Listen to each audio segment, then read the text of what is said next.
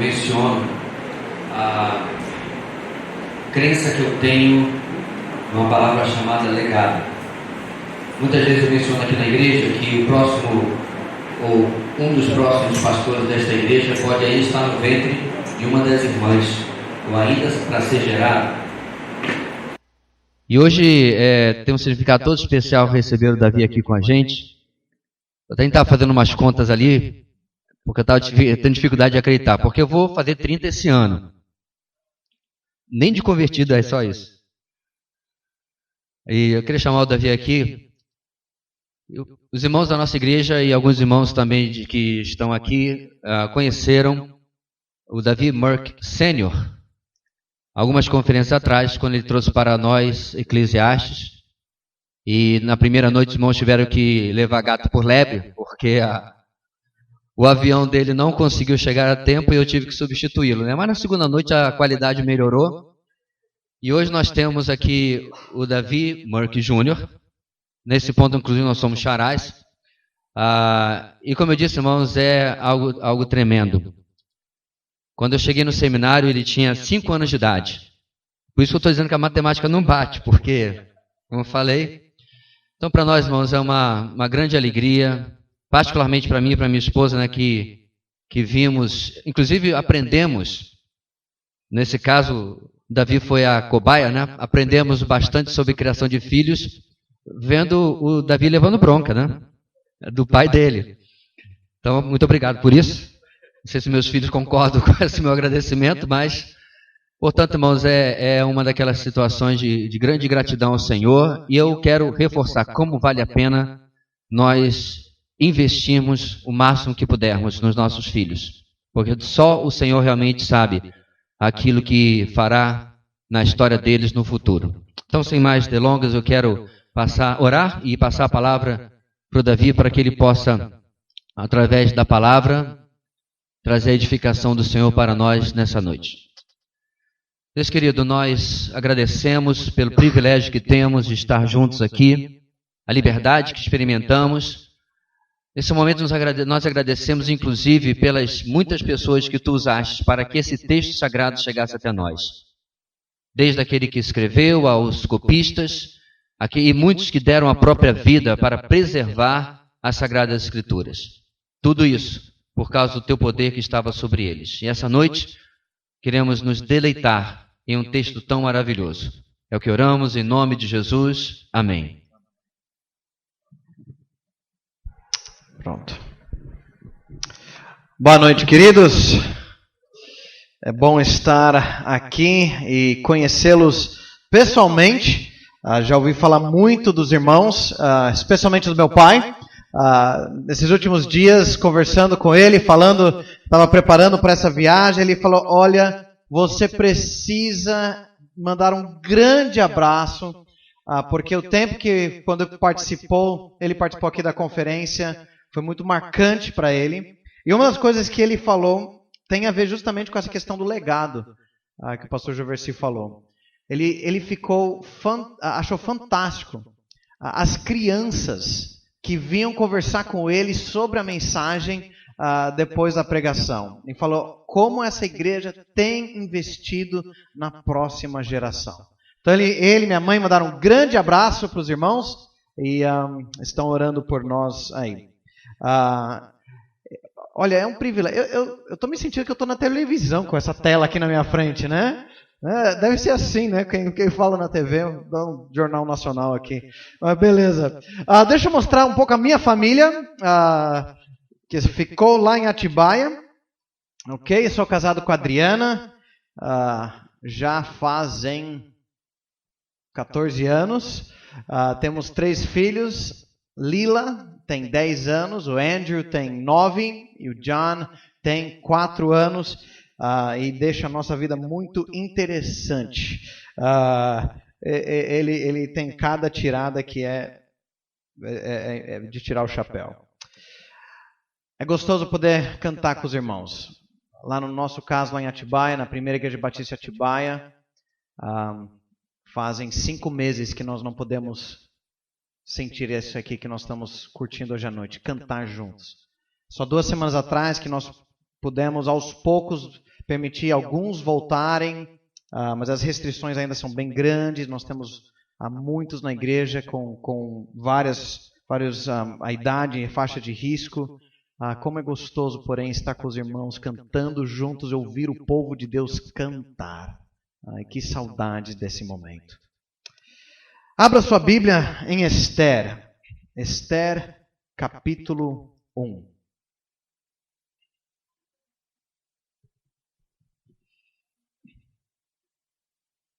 Hoje à noite nós vamos estudar capítulos 1 e depois do intervalo capítulo 2 e tentar atacar basicamente dois capítulos por noite na nossa conferência. Deixe sua Bíblia aberta então em Esther capítulo 1. Conforme nós temos caminhado o nosso globo numa pandemia, uma das perguntas que muitas vezes surge no nosso coração é: onde está Deus no meio dessa pandemia? Será que tem alguém no controle disso tudo? Nós sentimos isso de uma forma muito específica no início, bem quando fechou todas as fronteiras, no início de março, lá na Estância Palavra da Vida, o Pregue a Palavra, uma organização que foi começada lá na igreja, e o pastor Joversi tem participado bastante, tem aqui em Boa Vista também, que trabalha com treinamento de pastores em exposição bíblica. O Prega a Palavra, junto com uma organização americana, promoveu um encontro de treinadores de pastores em exposição bíblica do mundo todo. E nós tínhamos 37 países representados, mais ou menos 130 pastores, chegando vários de países fechados, esses que oramos agora há pouco, e lá na estância para um tempo de encorajamento, visão, a capacitação.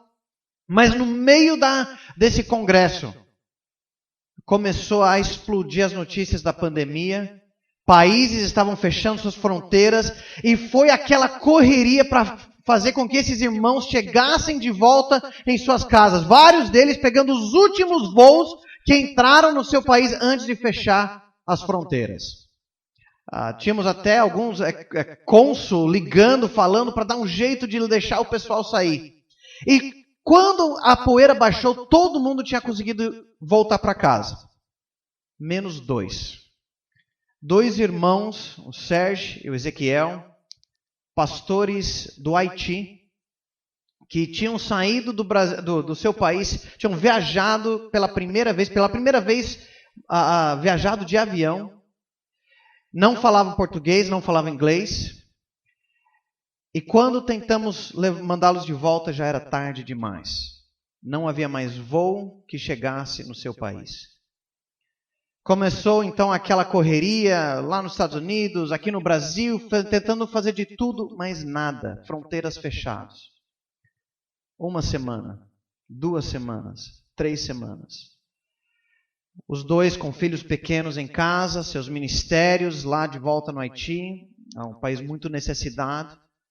1 mês, 2 meses, 3 meses.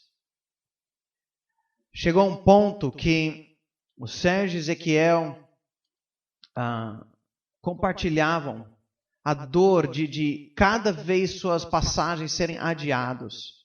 Cada vez ligarem para casa e não poder falar quando poder estar de volta com sua esposa, seus filhinhos pequenos, um com filho de 1 ano de idade.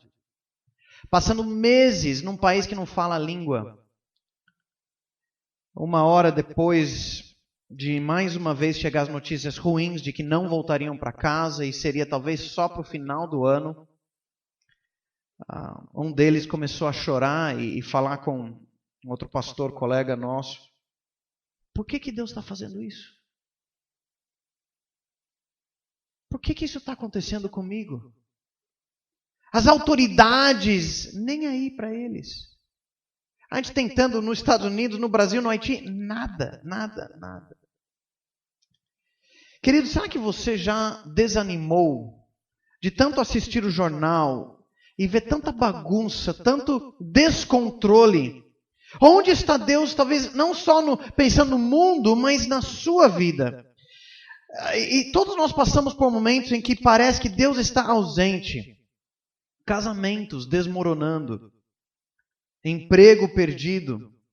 Né? Eu tenho amigos lá em Atibaia que há meses tentando correr atrás de algum emprego, entrevista após entrevista e nada. Um outro casal tinha acabado de abrir uma empresa de fazer intercâmbio internacional, aí veio a pandemia, não teve mais jeito, né? O dólar subiu, ninguém viajando, faliu praticamente sua empresa, acharam um jeito vendendo frango assado ali no condomínio onde eles moram, e Deus tem cuidado deles, mas aquele desespero, onde está Deus? O que Deus está fazendo na minha vida? É difícil vermos o agir de Deus quando tudo que eu consigo ver é o mundo dirigido pelos caprichos dos poderosos. Nessa época nós temos ouvido muita teoria de conspiração. E pensado muito do que está sendo feito a portas fechadas, onde surgiu isso, e voa pelo WhatsApp de todo mundo notícias secretas que ninguém sabe e só chegou para você, né? E agora a gente sabe, e a gente se sente à mercê de tudo que acontece. O que fazer quando a mão de Deus é invisível? Por isso, volte para Esther capítulo 1. E Esther capítulo 1 é curioso porque ele só apresenta um dos personagens da nossa história, o rei Xerxes. E o que nós vamos ver aqui, na verdade, é a arrogância do rei Xerxes. Pode passar para o terceiro slide, por favor. A arrogância do rei Xerxes. Eu quero que você viaje comigo para a Pérsia, o Império Persa. 2.500 anos atrás. Uma época em que o povo de Deus, o povo de Israel, era fraco, espalhado, tentando sobreviver sob a opressão de um dos maiores impérios de todos os tempos. Acompanhe comigo a leitura dos versículos 1 e 2.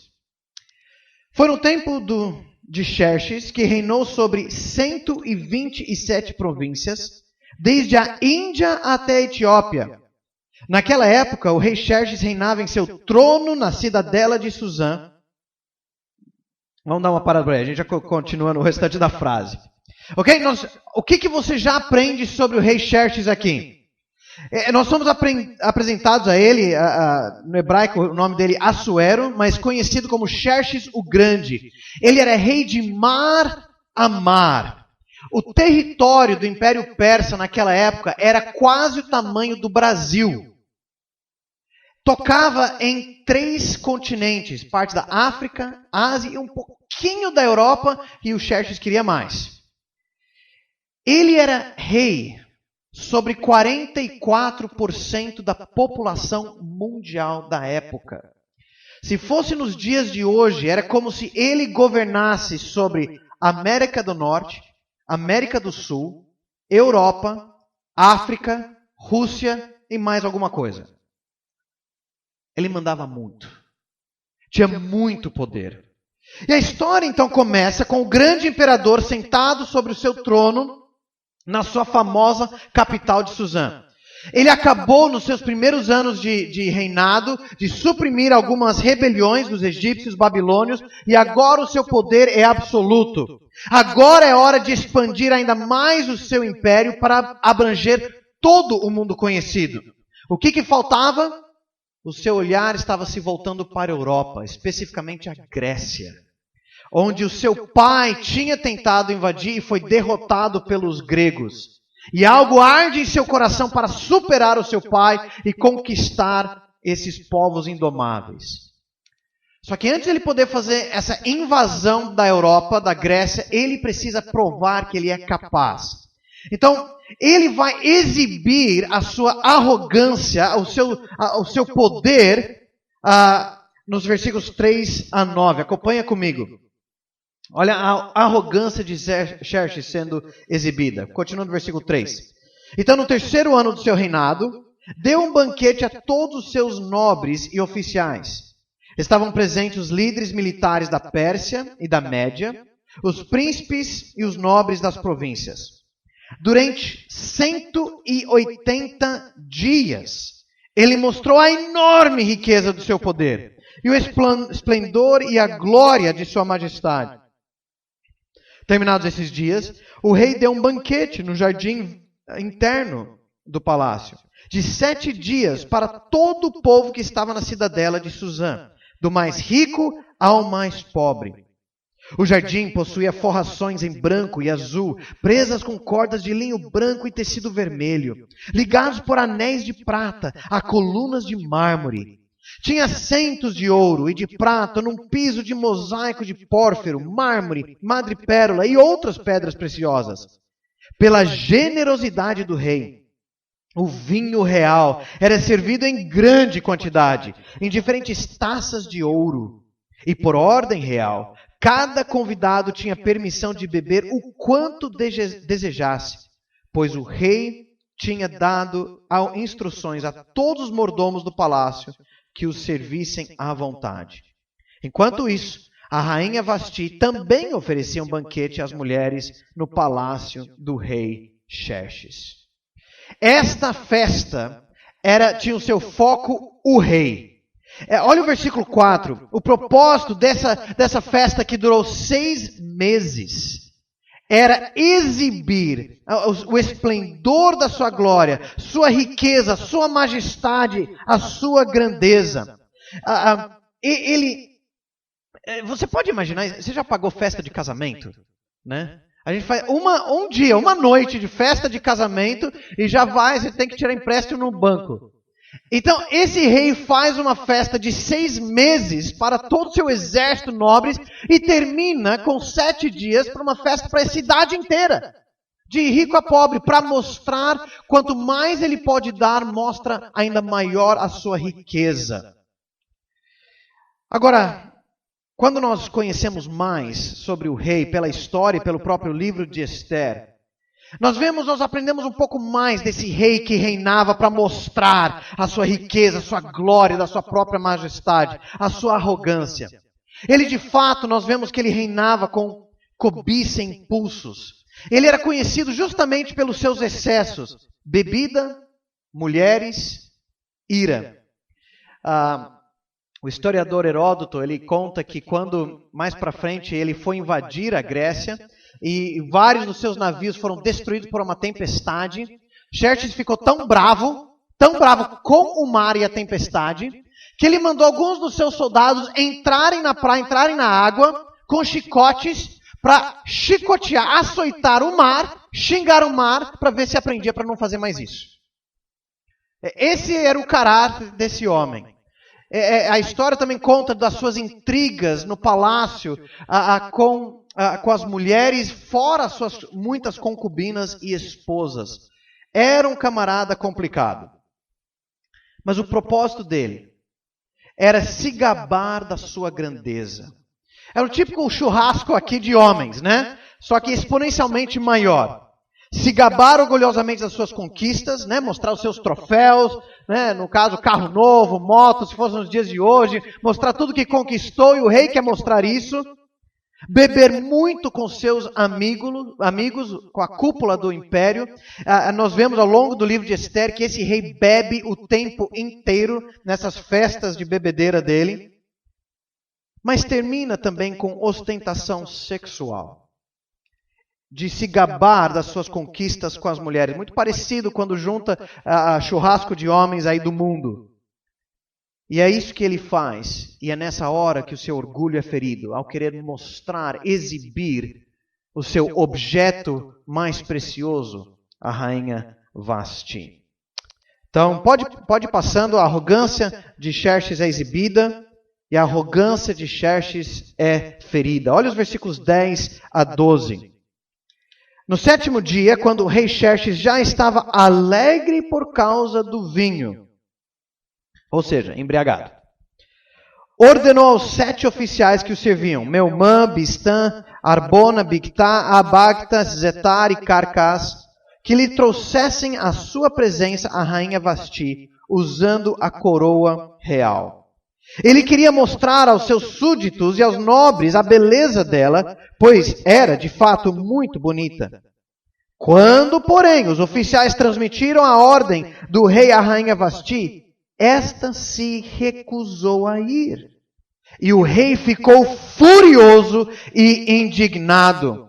A arrogância dele no cume, no ápice da celebração. Ele já mostrou toda a sua riqueza, já chamou todo mundo para ver e participar da festa, o vinho rolando à vontade. Então, no último dia, chama para exibir nessa festa só de homens a rainha, para exibir a sua beleza. E ela não vem. Você consegue imaginar, talvez para nós seria algo um pouco parecido, se fosse em 2014, o final da Copa do Mundo aqui no Brasil. Lembra, logo antes da final, né, Alemanha e Argentina, não precisa lembrar desse fato, isso é triste. Né, mas saiu então o Carlos Puyol e a Gisele Bündchen segurando aquela maleta Louis Vuitton, que dentro tinha o quê? A taça do mundo. Pode passar, por favor. Agora imagina quando chegasse lá e colocasse sobre o pedestal e abrisse, pode passar mais uma vez, tivesse vazio. Na hora de mostrar o objeto que todos os jogadores, todos os países ali mais cobiçavam, mais queriam ver, o vexame. O vexame para os organizadores, o vexame para o país, o vexame de todos. Cadê a taça do mundo? Talvez você pode imaginar um pouquinho, então, como foi para Xerxes, ali nesta hora, que não era só uma festa. Provavelmente estava ligado ao seu desejo de invadir a Europa. Então ele estava mostrando para os seus nobres a sua capacidade, da sua riqueza de bancar um grande exército. E também de que ele era capaz de mandar, de comandar, que o mundo todo estava aos seus pés. Então, no auge da sua festa, mostrando a sua riqueza, a sua pompa, a sua grandeza, o seu comando, todo mundo viu que nem em casa ele manda. A rainha não apareceu. O autor não se preocupa em dizer por que Vasti não foi, e nem se ela fez bem ou não. Aí vai para os irmãos discutirem depois. A minha opinião, a culpa aqui é de Xerxes, bêbado, numa festa de homens. Talvez a rainha soubesse que ali não seria um lugar adequado, seria muito perigoso para uma mulher, quanto mais para uma rainha. Mas seja como for, o principal aqui do texto é que o rei foi envergonhado publicamente e ficou louco de raiva. E então, a arrogância de Xerxes vai ser vingada. Pode passar mais um. Versículos 13 a 22. Acompanhe então a leitura. Vamos ler o restante do capítulo então, para ver o restante da história, como ele se vinga. Como era costume do rei, o rei consultar especialistas em questões de direito e justiça. Ele mandou chamar os sábios que entendiam das leis e que eram muito amigos do rei. Carcena, Setar, Adamata, Tarsis, Meres, Marcena e Memucã. Eles eram 7 nobres da Pérsia e da Média que tinham acesso direto ao rei e eram os mais importantes do reino. O rei lhes perguntou: de acordo com a lei, o que se deve fazer à rainha Vasti? Ela não obedeceu à ordem do rei Xerxes transmitida pelos oficiais. Então Memucã respondeu na presença do rei e dos nobres: a rainha Vasti não ofendeu somente o rei, mas também todos os nobres e os povos de todas as províncias do rei Xerxes, pois a conduta da rainha se tornará conhecida por todas as mulheres, e assim também elas desprezarão seus maridos e dirão: o rei Xerxes ordenou que a rainha Vasti fosse à sua presença, mas ela não foi. Hoje mesmo, as mulheres persas e medas da nobreza que ficarem sabendo do comportamento da rainha agirão da mesma maneira com todos os nobres do rei. Isso provocará desrespeito e discórdia sem fim. Por isso, se for do agrado do rei, que ele emita um decreto real e que seja incluído na lei irrevogável da Pérsia e da Média, determinando que Vasti nunca mais compareça na presença do rei Xerxes. Também dê o rei a sua posição de rainha a outra que seja melhor do que ela. Assim, quando o decreto real for proclamado em todo o seu imenso domínio, todas as mulheres respeitarão seus maridos, do mais rico ao mais pobre. O rei e seus nobres aceitaram de bom grado o conselho. de modo que o rei pôs em prática a proposta de Memucã. Para isso, enviou cartas a todas as partes do reino, a cada província e a cada povo, em sua própria escrita e em sua própria língua, proclamando que todo homem deveria mandar em sua própria casa. Amém, irmãos? Veja como ele tenta vingar a sua arrogância ferida. Queridos, não adianta. A reação do rei com os seus nobres mostra a fragilidade do seu poder e o seu orgulho.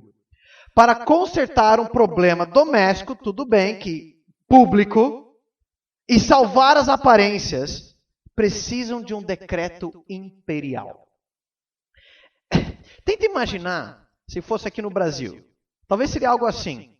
Lá um jantar de Estado no Palácio do Planalto. E ali com os digníssimos autoridades, embaixadores de vários países, né, que toda aquela pompa ali. E no meio do banquete, até com jornalistas presentes, o presidente e a primeira-dama começam a discutir. O Bolsonaro e a Michelle começam a brigar ali na mesa em frente de todo mundo. Não dá para imaginar isso. E ali aquele silêncio constrangedor, um olhando para o outro, e os dois brigando, gritando, e de repente ela levanta da mesa e sai andando e batendo a porta. Todo mundo para, um olhando para o outro, o que está acontecendo? Presidente vermelho, ele para, levanta da mesa e chama uma reunião emergência de todo o seu gabinete. E vão lá, o que nós vamos fazer? Como nós vamos resolver esse problema? E para resolver, um fala uma coisa, outro fala outra coisa, né? Um ministro disso fala que, olha, não, nós precisamos tomar cuidado, porque isso pode se espalhar. Como que nós vamos resolver, ele desabafa, essa vergonha pública? Então o ministro tenta aliviar a situação e diz que, olha, não foi só com o presidente. Foi um atentado contra todos os homens brasileiros. Agora vai virar moda. As mulheres vão fazer passeatas, vão fazer manifestações. Os maridos vão começar a apanhar em casa. Nós vamos precisar de uma lei José da Penha. Né? O que nós vamos fazer? Só tem uma forma de lidar com isso. Se divorcie dela, mostre sua força e faça um decreto presidencial que a partir de agora quem manda em casa é o homem. Pronto, está resolvido. Você consegue imaginar como seria isso? Imagina na sua casa, depois de um decreto disso. Querida, o rei mandou que agora você precisa me obedecer. Então pare de reclamar que eu puxo o cobertor à noite. Pronto, todos os problemas estão resolvidos. Queridos, a Bíblia deixa claro que sim, o homem tem o papel de cabeça no lar. Mas não assim. Não assim. O marido deve liderar com amor, como Cristo ama a igreja. Não autoritário como Xerxes, precisando de um decreto para liderar. Uma lei não é capaz de transformar um relacionamento de um casal. É só o Espírito Santo que pode fazer isso através da sua palavra. Mas note a ironia aqui do texto. O auge da exibição do poder e majestade não era mais que uma bexiga inflada que estourou com a pequena agulha quando a esposa disse: não vou. A arrogância de Xerxes era uma piada. E na solução ele achou que todos veriam que ele era um rei forte, um grande líder, mas só revelou a sua fraqueza. Queridos, como a arrogância, como a prepotência dos poderosos, que às vezes nós tememos tanto e nos preocupamos tanto, mas como é vazia. Queridos, a arrogância dos poderosos que controlam tanto nossa vida hoje continua assim. Nosso mundo é governado por homens e mulheres sem Deus, numa correria frenética pelo poder, fama, riqueza. E são as decisões dessas pessoas que afetam a minha vida e a sua vida a todos os dias. Seguem seus caprichos, intrigas políticas. Temos muitos exemplos disso. Governantes querendo mudar como que você disciplina seu filho com a lei da palmada. E claro, nós devemos nos preocupar de que crianças nunca sejam espancadas, mas não desestabilizar a família e como Deus ensinou a disciplina.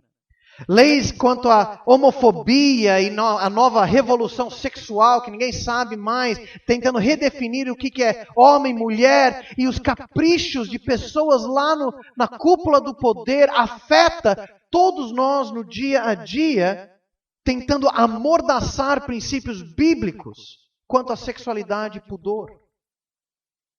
Mas não é só no governo. Talvez na sua empresa, onde você trabalha, decisões que acabam roubando o seu tempo com a família e com a igreja, ou fatores econômicos gerais, que pressionam a sua família a ponto de sua esposa a ter que trabalhar o dia inteiro e terceirizar a educação dos filhos para a televisão ou para a escola. Na própria escola e universidade. Sistemas que impedem o avanço de alunos ou professores que têm convicções bíblicas a respeito da criação, a respeito do pecado, etc. Queridos, a tendência das coisas no nosso mundo nos assusta.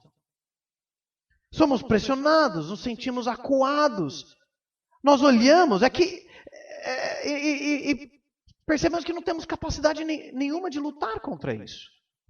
Nós lemos o capítulo 1 inteiro de Esther. Cadê o povo de Deus? Apareceu aqui? Cadê a pessoa de Deus? Apareceu? Não tem nada. Nós só simplesmente lemos uma história de uma festa pagã no império que não tinha nada a ver com o povo de Deus. Mas os caprichos de um rei embriagado vão afetar ao longo do livro, sim, o povo de Deus. Um povo exilado, que alguns já tinham voltado para Jerusalém, mas fraco. Mas, irmão, essas tendências no nosso mundo nos assustam. E nós não sabemos o que fazer. Olha Salmo 73, por favor.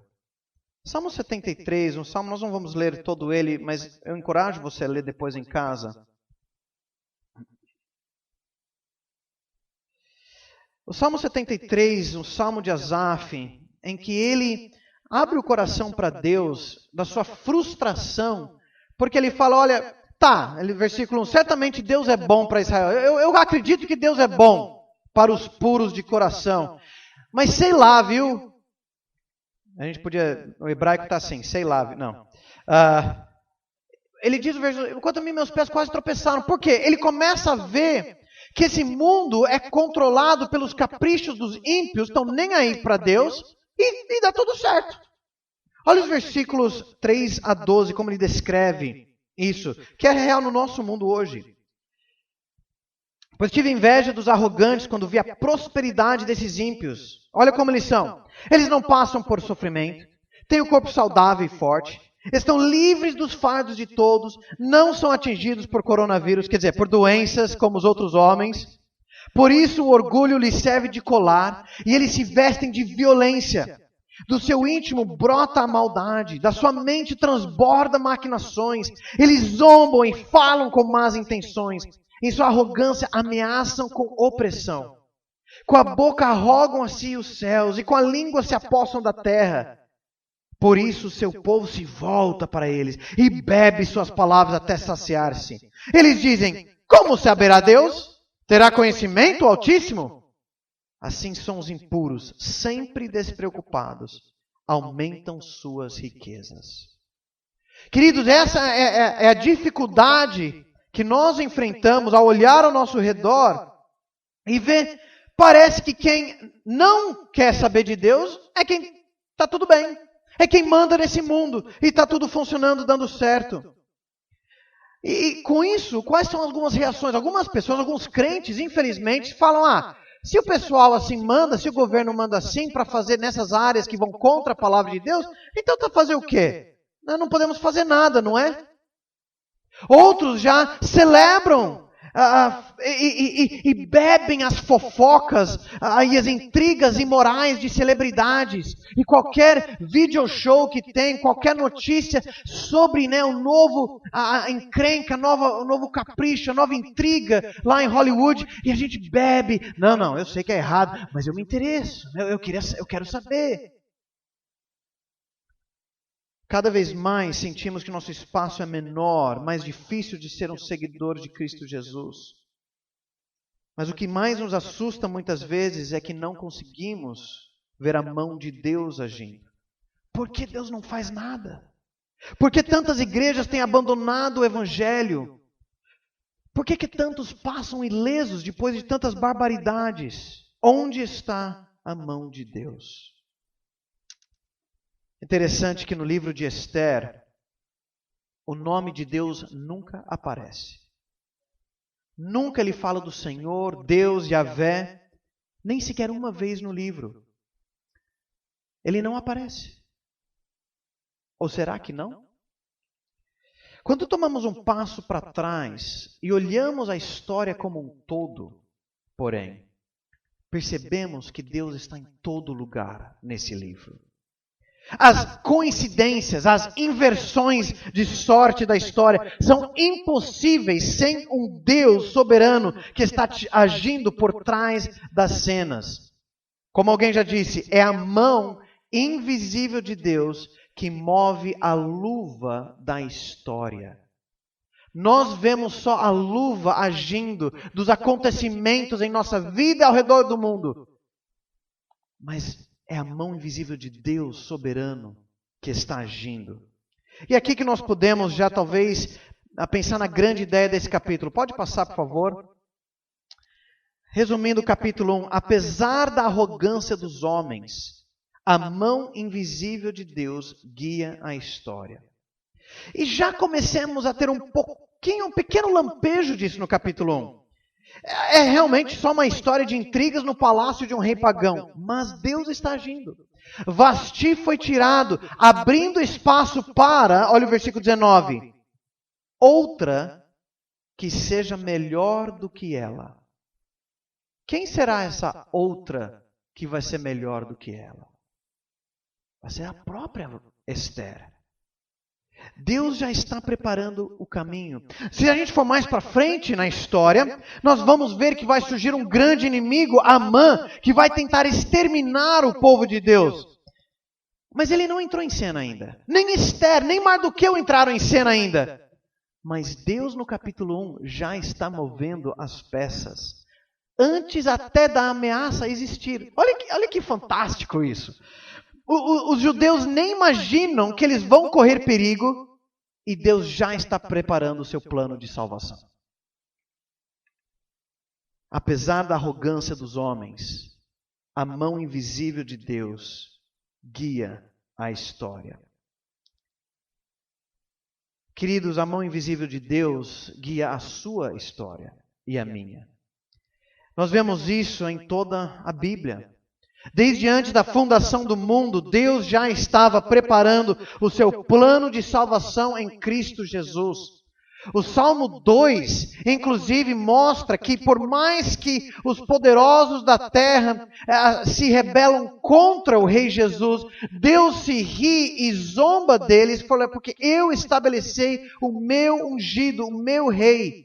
E só vai ser salvo, só será abençoado quem se refugia nele, quem beija o Filho, quem acolhe e se submete ao Filho de Deus, o Senhor Jesus Cristo. Mas, às vezes, ao longo da história, Deus invade com trovões e poder, Ele abre o Mar Vermelho, derruba as muralhas de Jericó, Ele invade a história de uma forma visível. Só que a maioria das vezes, Deus age por trás das cenas, onde ninguém imaginaria. Um bebê numa manjedoura, o filho de um carpinteiro, um judeu crucificado. Querido, se Deus agiu assim no passado, podemos confiar que Ele continua agindo assim em nossas vidas. Volta para o Salmo 73. Bem no meio do Salmo, Asaf então entra na presença de Deus, depois de questionar se valeu a pena manter puro o seu coração e seguir a Deus. Mas ao entrar, versículo 17, na presença de Deus, Deus dá uma nova perspectiva e ele tem a visão do alto, como Deus vê, e compreendeu o destino dos ímpios. E aí ele vê como que Por mais que esse mundo é controlado e tomado pelas trevas, Deus ainda está no controle. E o destino final é Ele quem vai julgar. E por isso a conclusão de Asaf, olha os versículos 23 e 28. Contudo, eu sempre estou contigo. Tomas a minha mão direita e me sustens. Tu me diriges com o teu conselho e depois me receberás com honras. A quem tenho no céu, senão a ti? E na terra, nada mais desejo, além de estar junto a ti. O meu corpo e meu coração poderão fraquejar, mas Deus é a força do meu coração e a minha herança para sempre. Os que te abandonam, sem dúvida, perecerão.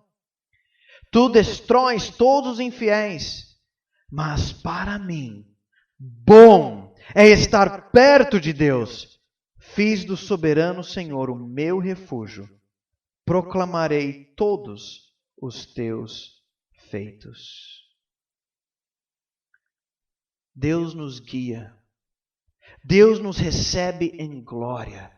Deus nos toma pela mão direita e nos caminha. Isso, aqueles que não têm a Deus não experimentam. Vão tropeçando pela vida, jogados para lá e para cá. Nós vemos todos esses caprichos que nos assustam, mas sabemos que Deus está nos dirigindo. Precisamos da perspectiva de Deus da história, mesmo quando não vemos a sua mão. É bom nos refugiar nele. Quando damos um passo para trás, vemos o todo e não tem como não ver que é Deus que está nos dirigindo.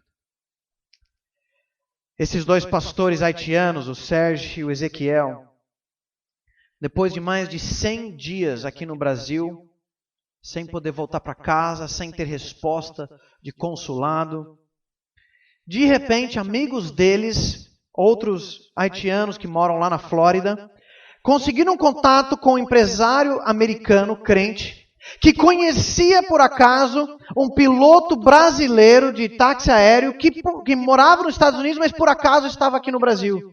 E que estava voltando para os Estados Unidos e por acaso ia passar pelo Caribe. E conseguiram contato dele, conseguiram ver como que seria, o seu avião estava fazendo manutenção em Salvador, mas ele falou, olha, eu posso levar esses dois pastores. Então, depois de uma grande correria, um dos pastores lá, o diretor executivo do Prega a Palavra, o pastor André, pegou eles, colocou no avião, voaram para Belém do Pará, encontraram com esse piloto e já estava com o seu avião ali, colocaram eles e eles foram de avião particular para Port-au-Prince, no Haiti.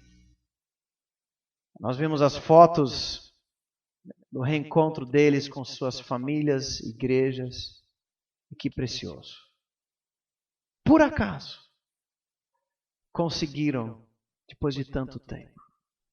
Não. Deus estava no controle o tempo inteiro.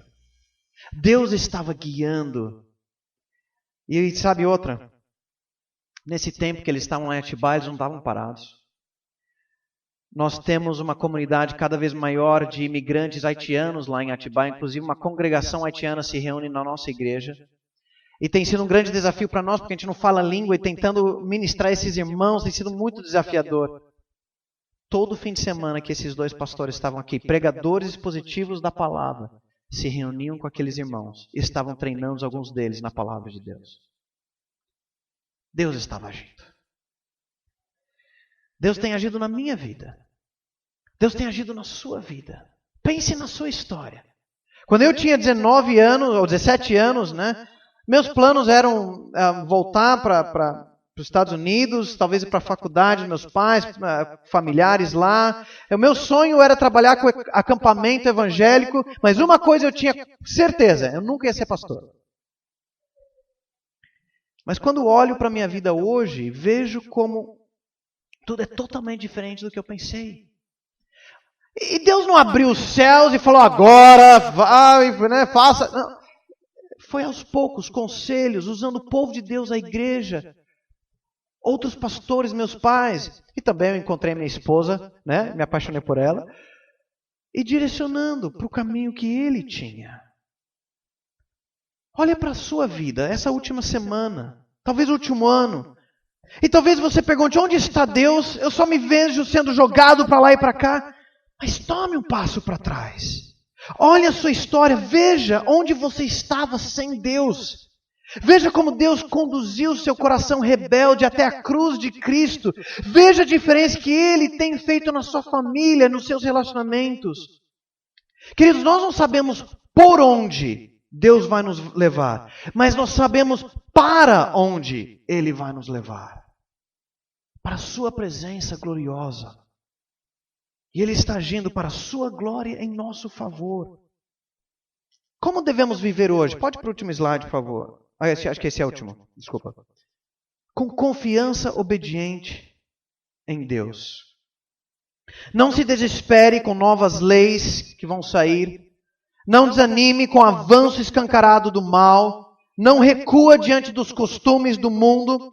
Não abandone os princípios diante da pressão. Mas com postura bíblica, fazendo a nossa parte, que nós vamos ver muito no livro de Esther, com plena dependência em Deus, seguindo a Ele. Por mais que arrogância e capricho das pessoas ao nosso redor ameaçam destruir a sua fé, aguarde. A história está só começando. Apesar da arrogância dos homens, a mão invisível de Deus guia a história. Pai, ajude-nos a ver com os teus olhos. Mesmo que não entendemos o que e o porquê de tantas coisas que acontecem na nossa sociedade, nosso país e mundo. Reanime nossa fé a olharmos para a tua mão soberana, que guia a história e a nossa história. E que encontremos a verdadeira alegria no Senhor. Em nome de Jesus. Amém.